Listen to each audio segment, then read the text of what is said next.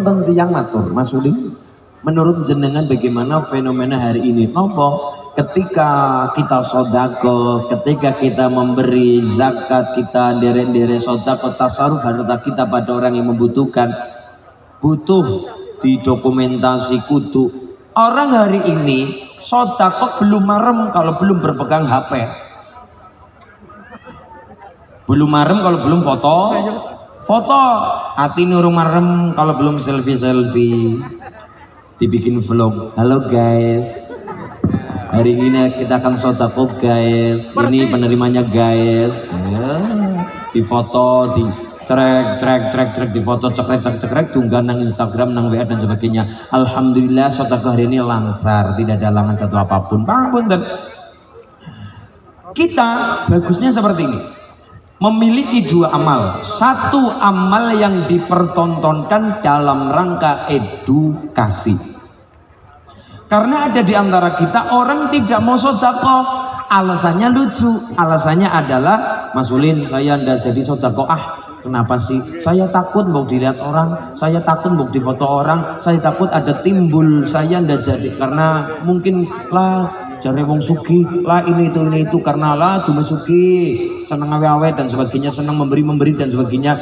Orang yang tidak jadi sodako karena dia takut disanjung orang lain, itu malah yang namanya riya. Saya ulangi, orang yang tidak jadi sodako, tidak punya andil dengan agama ini, sehingga tidak jadi sodako, tidak jadi infak, karena takut disanjung orang, dipuji orang, itu malah yang namanya riya. Sebaliknya, orang ingin sodako dan ingin selalu dilihat orang, ben dipuji orang, nek belum dipuji orang, artinya belum lego, artinya durung marem, itu namanya syirik. Orang yang tidak jadi sodako karena takut dipuji orang, itu namanya riya. Orang yang ingin sodako hanya ingin dipuji orang, itu namanya syirik. Perbuatannya orangnya namanya musyrik, perbuatannya jenenge syirik, orangnya namanya musyrik. Oh ngono yo Mas. Iya. Hari ini kita mudah marah karena Syekh Abdul Qadir Jailani pernah dawuh seperti ini. Tuhan kalian ada di telapak kakiku, Tuhan kalian ada di telapak kaki saya. Orang yang memahami dengan bagian nafsu pasti akan marah-marah. Orang yang memahami dengan satu pihak memahami kata-kata itu, kita akan marah-marah. Tapi orang yang paham malah melangsa. Kenapa? Disindir oleh Syekh Abdul Qadir Jailani. Maksudnya bagaimana Bu? Tuhan kalian ada di telapak kakiku. Maksudnya begini, hari ini orang sekarang mudah menuhankan harta, menuhankan jabatan, menuhankan pangkat. Mudun pangkate dunya kaya huring, mudun jabatane jagat kaya arep ambruk-ambruka, kaya kiamat sudah datang, pangkat hilang, bojo hilang, wafat dan sebagainya, meninggal dan ditinggal orang kita cintai. Dunya kaya huring, dunya kaya peteng dedet, jagate peteng dedet. Kita menuhankan benda, kita menuhankan pangkat hari ini. Maka kata beliau, Tuhan kalian ada di telapak kakiku. Telapak kaki simboling serdelamakan, simboling hina. Perkara dunya bagi para wali-wali ini Allah bukan hal yang sangat penting, bukan hal yang memang harus dikejar. Enggak, ketika kita ngejar akhirat, dunia akan mengikuti. Allahumma coba. Ada lagi nomor 2, ben kita tidak gampang marah-marah Bu, ben kita tidak gampang baper. Ada orang mengatakan seperti ini, pengumuman, orang yang masih merokok haram ngimami sholat. Iya kan? Orang yang masih merokok haram ngimami sholat. Orang yang memahami dengan satu belah pihak pasti akan marah-marah. Berarti saya tidak boleh jadi imam sholat karena saya masih merokok. Buatan seperti itu. Mulanya dipahami dulu kalimatnya. Orang yang masih merokok haram ngimami sholat. Masih merokok haram ngimami sholat. Layung lagi Allahu Akbar. Mula-mula hari ini kita tidak gampang marah-marah. Kita hari ini karena mudah melihat satu kacamata saja, mulanya kita gampang marah-marah. Ono popo marah, ada apa-apa baper, ada apa-apa langsung marah-marah. Kenapa? Kita tidak melakukan tabayun, tidak langsung memahami, tapi kita langsung menjustifikasi salah. Akhirnya kita mudah marah.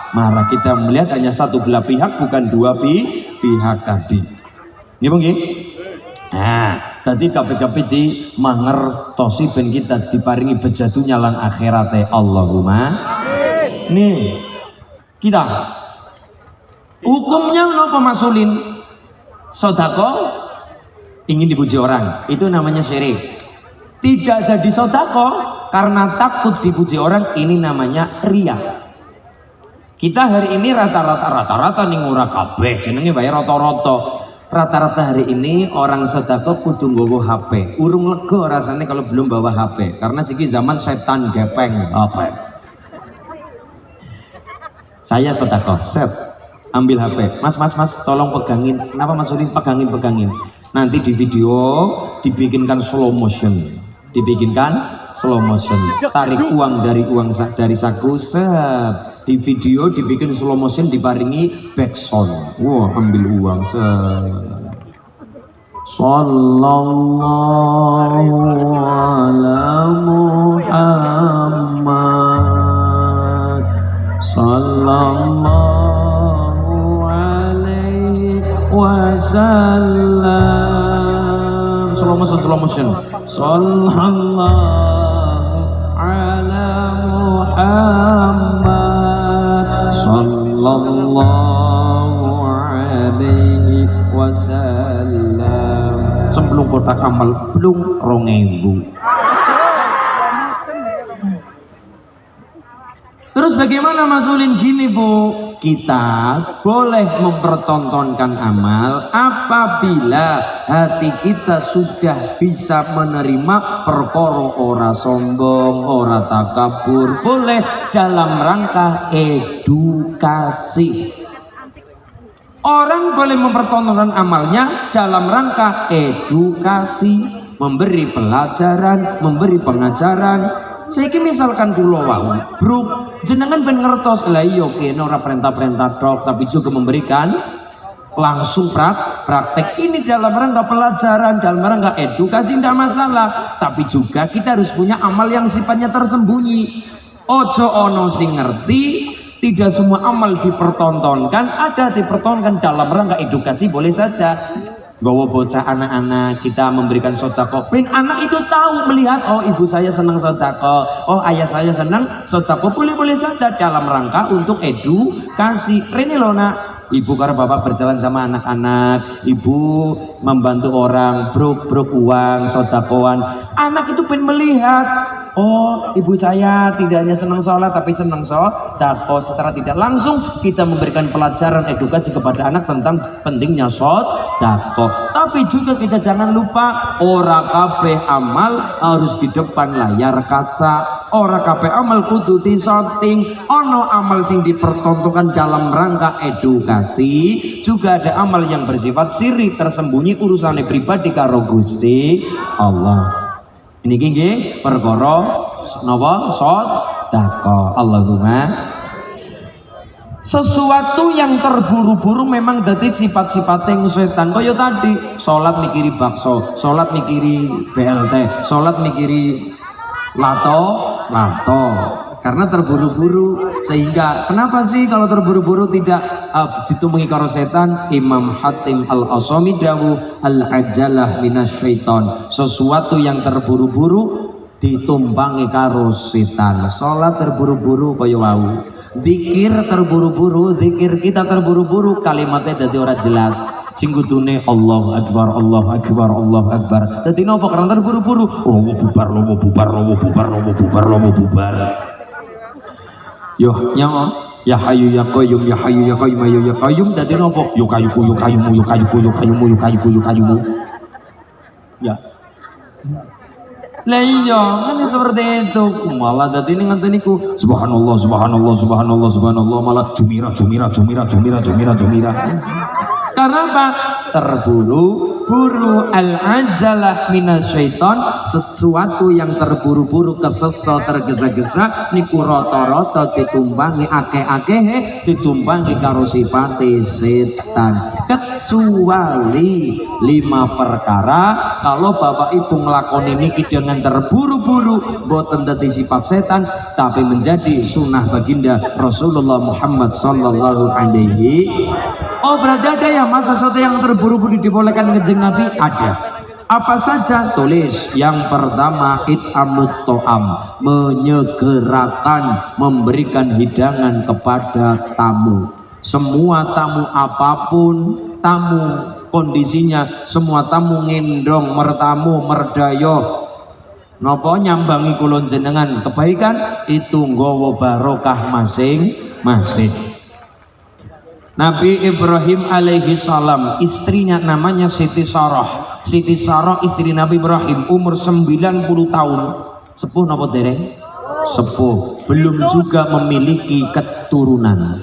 Nabi Ibrahim istrinya namanya Siti Sarah, 90 tahun umur Siti Sarah istri Nabi Ibrahim, belum juga memiliki momongan, belum juga memiliki keturunan. Karena Siti Sarah sadar, matur karo Kanjeng Nabi Ibrahim, Mas, opo dek, saya ndak bisa memberikan momongan jenengan. Lah terus dek, ya gimana lagi? Kalau jenengan mungkin kula mboten saged maringi napa maringi woh-wohan wujude keturunan, ya sudah mas, kalau jenengan badhe tumbas sawah maling nggih monggo. Wujude bojo maling. Nabi mboten kaya kula jenengan ora ya nyotok golek mboten. Nabi Ibrahim dawuh, "Dek, daripada saya salah pilih, kamu kan wanita. Istri kedua saya juga nantinya juga wanita, dan kamu memahami karakter semua wanita, hafal semua karakter wanita. Pripun mas? Ya sudah, saya carikan saja." Berarti aku sing golek yo mas. Iya dek. Apa jawaban Siti Sarah? Mas, daripada kita salah pilih orang yang kita belum kenal, nggak tahu wataknya bagaimana, ya sudah, yang sudah kita kenal saja mas. Sopo dek? Pembantu kita saja. Sopo? Siti Hajar. Siti Hajar akhirnya dipersunting, dipinang oleh Nabi Ibrahim alaihissalam, enggal-enggal punya momongan yang namanya Nabi Ismail alaihissalam. Bapak dawuh, Mas Udin, Nabi istrinya 2, bahkan istri yang pertama menganjurkan untuk menikah lagi. Oke. Ibu, tipe keluarga ada 4. 1, tipe keluarga suami durhaka, istri durhaka. Siapa? Abu Lahab dan Ummu Jamil. Suami durhaka, istri durhaka.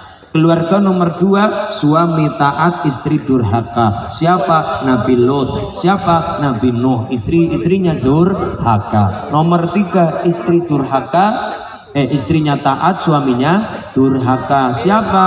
Fir'aun. Istrinya taat, yang namanya Asyah. Suaminya durhaka, yang namanya Fir'aun. Nomor 4, podo-podo taate. Suami istri taat sedoyo. Nabi Ibrahim dan istrinya hebat. Kira-kira dari 4 ini tadi ibu pilih yang mana? Nomor? Setuju nomor 4? Oke, Pak, di sini Pak, ibu-ibu milih nomor 4. Keluarga Nabi Ibrahim alaihi salam. Tapi Ibrahim istrinya 2. Ibu ngendika, ala ya Fir'aun ora apa-apa. Jare Fir'aun ora apa. Siti Sarah, ya sudah mas, jenengan nikah lagi monggo. Oke. Kula matur ya Bu, tidak ada wanita manapun yang ingin dimadu, dan tidak ada satupun laki-laki, walaupun Quran dawuh, tetap tidak ada laki-laki manapun yang mampu berbuat adil. Sekalipun adil perkara bondo, tapi tidak bisa adil perkara kasih sayang dan perhatian. Dimanapun siapapun wanitanya, tidak ada satupun wanita di dunia ini yang mampu dan mau untuk dimadu.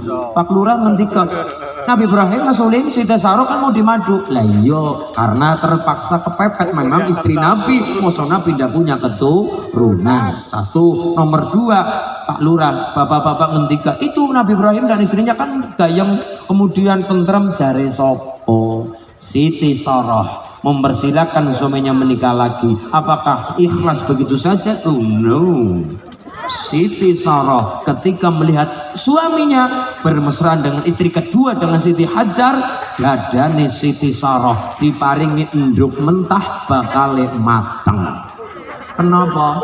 Panas. Iku ngono Kanjeng Nabi garwane padha cemburu-cemburuan. Napa malih garwane Kanjeng Parde. Kanjeng Nabi wae istri-istrinya sama cemburu, jadi ini sifat wanita punya rasa cemburu ngono wae. Kalau ndak terpaksa ya ndak mungkin mengizinkan suaminya menikah lagi. Memang kula matur tidak ada satupun di belahan bumi manapun wanita yang ikhlas dengan begitu saja untuk dimadu, dan tidak ada laki-laki manapun yang mampu bersikap adil. Oke, adil perkara harta kena dibagi 1 miliar, istrinya 2, 500 juta, 500 juta. Oke, harta kena dibagi karena ada nominalnya, tapi hati, perasaan, kasih sayang tidak bisa dibagi. Bagipun Allahumma sholli ala Muhammad. Akhirnya Siti Sarah ngelongso, rodon ngelongso. Ya Allah, Hajar sudah punya momongan, saya belum juga mau punya.